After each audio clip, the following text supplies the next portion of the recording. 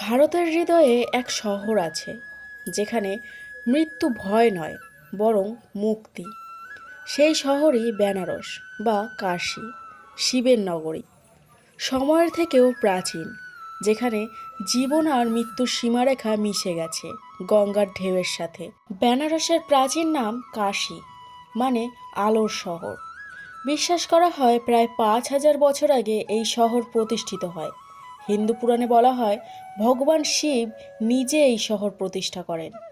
এটি ভারতের সবচেয়ে পুরনো এবং ক্রমাগত বাসযোগ্য শহরগুলির মধ্যে একটি, এমনকি রোম বা এথেন্সের থেকেও প্রাচীন। গৌতম বুদ্ধ এখান থেকে মাত্র কয়েক কিলোমিটার দূরে সারনাথে প্রথম ধর্মচক্র প্রবর্তন করেন।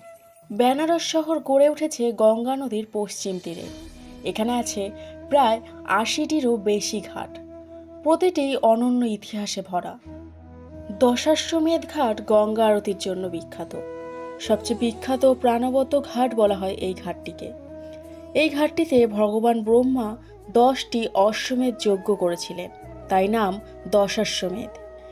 এটি বারাণসীর সবচেয়ে প্রাচীন ও জনপ্রিয় ঘাট। প্রতিদিন সন্ধ্যায় এখানে গঙ্গা আরতি অনুষ্ঠিত হয়, যেখানে শত শত ভক্ত ও পর্যটক জড়ো হন। রঙিন আলো, মন্ত্রপাঠ ও ঘণ্টার ধ্বনিতে এই ঘাটের পরিবেশ একেবারে আধ্যাত্মিক হয়ে ওঠে। ঠিক সেমনই মণিকর্ণিকা ঘাট, যেখানে চিতার আগুন কখনোই নেভে না। এটি হলো বারাণসীর সবচেয়ে পবিত্র শ্মশান ঘাট। হিন্দু বিশ্বাসী অনুযায়ী এখানে দেহ দাহ হলে আত্মা মোক্ষ লাভ করে, অর্থাৎ পুনর্জন্মের চক্র থেকে মুক্তি পায়।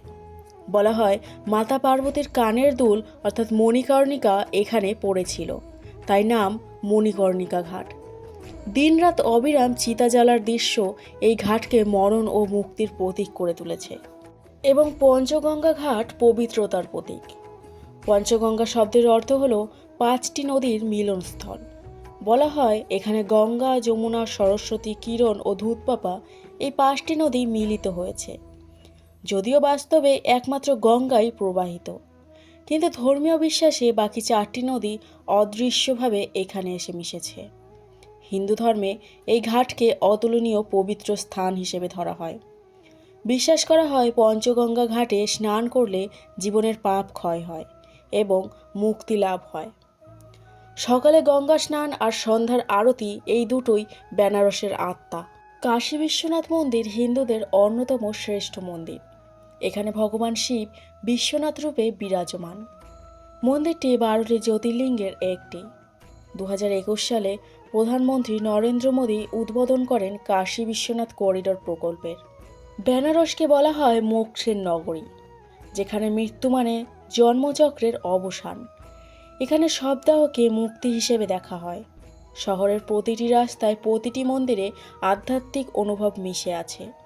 বেনারস শুধু ধর্ম নয়, সংস্কৃতির রাজধানীও বটে। এখান থেকেই জন্ম নিয়েছে বেনারস ঘরানা, এক অনন্য শাস্ত্রীয় সঙ্গীত শৈলী।